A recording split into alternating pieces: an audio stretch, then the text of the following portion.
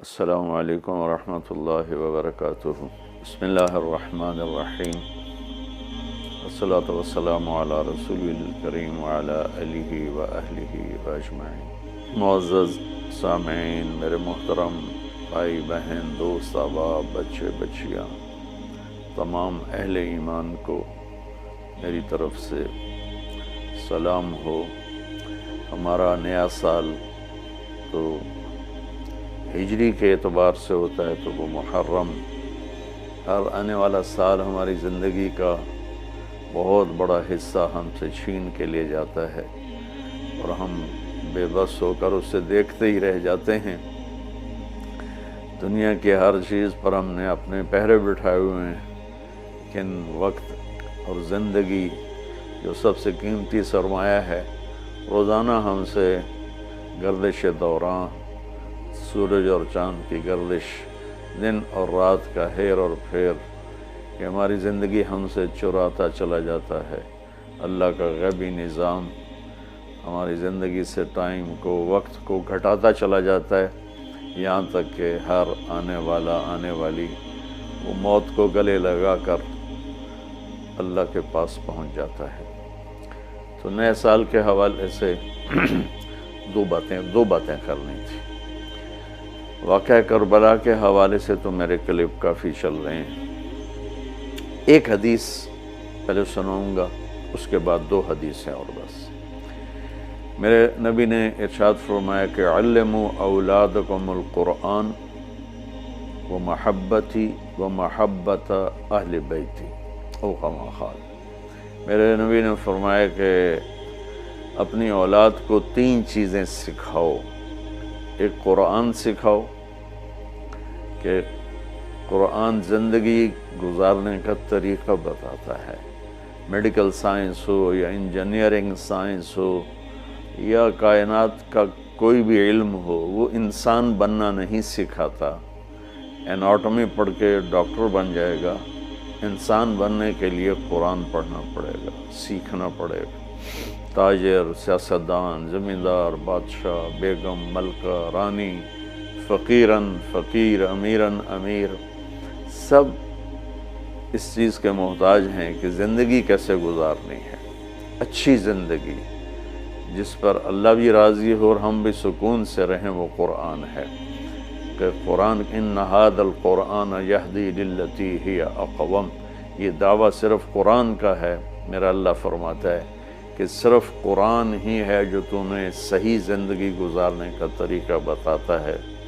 ہمارے گھروں کی زندگی انتشار کا شکار ہے، شادی ہوتے ہی طلاقیں ہو رہی ہیں، طلاقوں کی ریشو بڑھ رہی ہے کہ والدین اپنے بچے بچیوں پر صرف پڑھائی پڑھائی پڑھائی، اور ہمارے پاکستان میں پڑھائی تو ہے نہیں، صرف کاروبار ہے۔ تو بچے بچیوں کو پتہ ہی نہیں ہوتا جب شادی ہوتی ہے کہ زندگی کیسے گزارنی ہے۔ ایسے والدین کو بھی نہیں پتہ ہوتا کہ ہم نے اپنی اولاد کو کس بنیاد پہ کھڑا کرنا ہے۔ تو قرآن وہ زندگی بتاتا ہے جس پر چل کر ہر بڑا چھوٹا، بڑی چھوٹی خوشگوار زندگی گزار سکتے ہیں۔ تو آپ نے فرمایا کہ اپنی اولاد کو قرآن سکھاؤ۔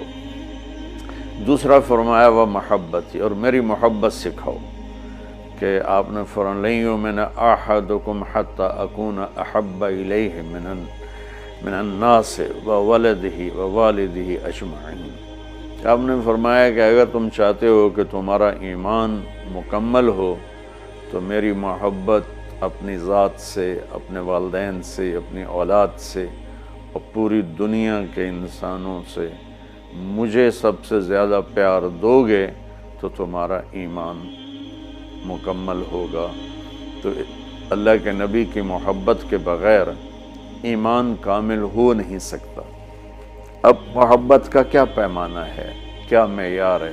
ایک ہم نے بنائے ہوئے ہیں، مختلف معیار بنائے ہوئے ہیں عشق رسول کے، محبت رسول کے، لیکن میں وہ معیار بتاؤں گا جو نہ میرا بتایا ہوا نہ کسی اور کا، وہ میرے نبی کا بتایا ہوا ہے کہ اللہ کے رسول سے پیار کرنے والے ہوتے کون ہیں۔ تو آپ وضو فرما رہے تھے، صحابہ آپ کے وضو کا پانی نیچے سے یوں بک بھر بھر کے کوئی پی رہا ہے، کوئی منہ تے لا رہا ہے، کوئی ہتھاں تے، کوئی سینے تے۔ تو آپ نے پوچھا ما یحملکم علی ھذا، بھئی یہ کیا کر رہے ہو، کیوں کر رہے ہو؟ کہ حبا للہ ولرسولہ۔ تو صحابہ نے عرض کی یا رسول اللہ آپ اور آپ کے رب کی محبت میں کر رہے ہیں۔ سبحان اللہ۔ تو ہم نے فرمایا کہ میں تمہیں بتاتا ہوں کہ مجھ سے محبت کرنے والا اور اللہ سے محبت کرنے والا کون ہے۔ ایڈا سستا سودا نہیں ہے کہ صرف میرے وضو دا پانی تسی پی لو تے تسی میرے عاشق بن جاؤ، کہ وہ میں تمہیں بتاتا ہوں کہ اللہ اس کے رسول سے محبت کا پیمانہ کیا ہے۔ وہ پیمانہ ہے کہ اگر تم اس پر پورے اتر گئے تو دو طرفہ کام ہو جائے گا، تم اللہ رسول سے پیار کرو گے، اللہ رسول تم سے پیار کریں گے۔ تو ہم نے فرمایا فَلْيَصْدُقِ الْحَدِيثَ إِذَا حَدَّثَ، جو مجھ سے اور میرے رب سے پیار کرتا ہے اس کی پہلی نشانی یہ ہے کہ وہ ہمیشہ سچ بولتا ہے، کبھی جھوٹ نہیں بولتا۔ اس پیمانے پہ پاکستان کے 22 کروڑ انسانوں کو تولو تو چند ہزار ہی نکلیں گے، ورنہ میرے ملک پہ جھوٹ کی لعنت چھائی ہوئی ہے۔ فَلْيُؤَدِّ الْأَمَانَةَ إِذَا تُؤْمِنَ، جو مجھ سے اور میرے اللہ سے پیار کرتا ہے وہ کبھی کسی کو دھوکہ نہیں دیتا، ہمیشہ دیانتداری سے کام کرتا ہے، دیانتداری سے ہر ڈیل کرتا ہے۔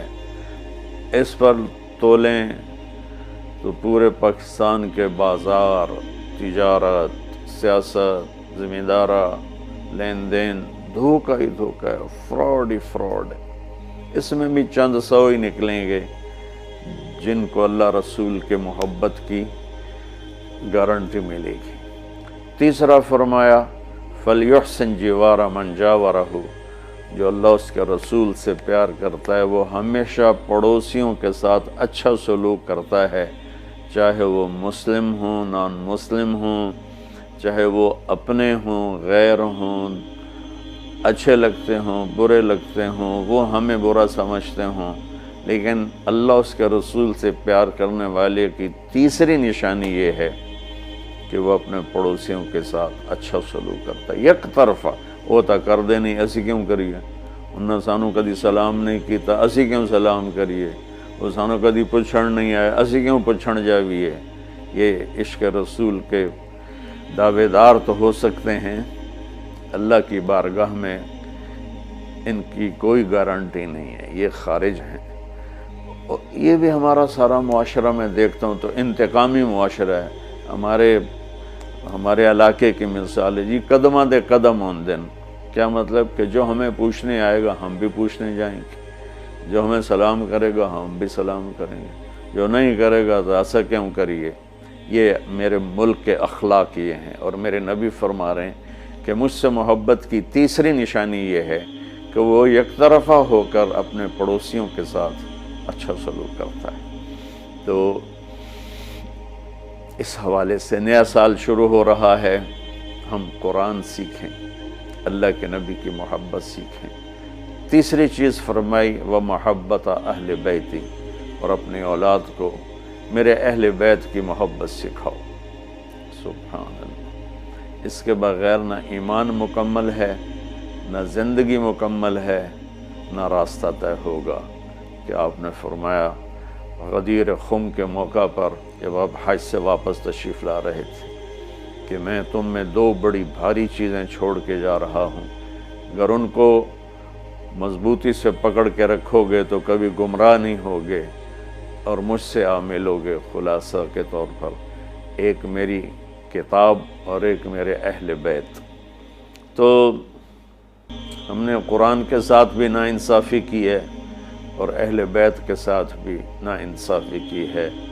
درد سے کہہ رہا ہوں یہ بات، میں فرقہ واریت سے بالا تر ہو کر یہ بات کر رہا ہوں کہ ہمیں اگر ان کے گھرانے سے پیار نہیں ہے تو وہ کیا ایمان ہے اور کیسا ایمان ہے۔ تو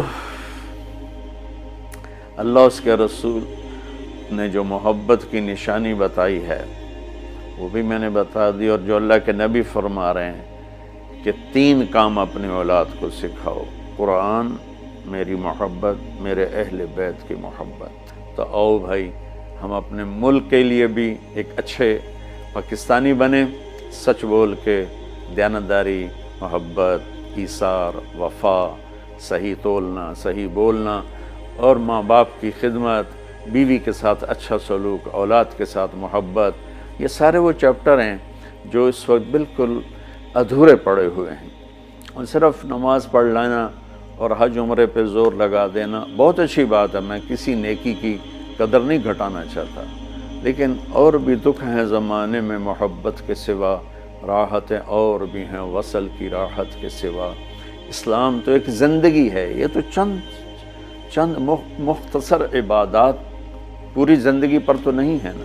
اس لیے میری فریاد سنو اللہ کے واسطے، علماء سے بھی کہتا ہوں، خطیبوں سے بھی کہتا ہوں، اپنا مسلک پیش نہ کرو، اسلام پیش کرو۔ اسلام ایسی خوبصورت زندگی ہے کہ اس کا خریدار آپ کو ہر انسان بنے گا۔